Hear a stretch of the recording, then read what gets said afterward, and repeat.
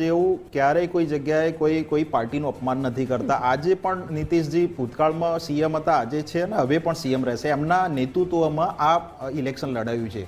બીજી વસ્તુ કે એક એક્ઝામ્પલ આપું કે આ જે 48 એમના ઉમેદવાર આવ્યા કોંગ્રેસના, જે તેજસ્વી યાદવે, હું એમ માનું છું કે કદાચ આમાં રાહુલ ગાંધી ઉપર વિશ્વાસ ના કર્યો હોત કોંગ્રેસ ઉપર, અને આ 48 જે કેન્ડિડેટ છે એ તેજસ્વીએ પોતે લડે હોત ને બેન, તો આંકડો થોડો એમનો સન્માનજનક. હું તેજસ્વીને ખરેખર અભિનંદન પાઠવું છું કે એકલા હાથે, કારણ કે આપણે જોયું છે કે પછી તો રાહુલજી ક્યાંય દેખાયા નથી. બીજી વસ્તુ કે એમના ઉમેદવાર પણ અત્યારે તમે જુઓ કે 100 વર્ષ જૂની પાર્ટીને ડબલ ડિજિટ નથી મળતી.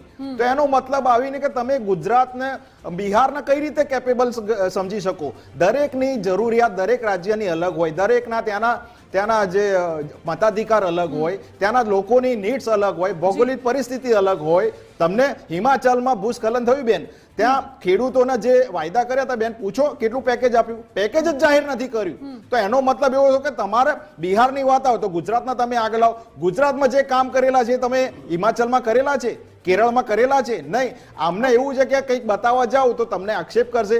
ભાઈ હવે થોડા બહાર આવો, હવે તમારી ધરા ખસી ગઈ છે ને હવે તેજસ્વીને તમે ડૂબાડ્યો. તેજસ્વી જે સ્થાનિક પાર્ટીને રાહુલ ગાંધીજીએ ડૂબાડી.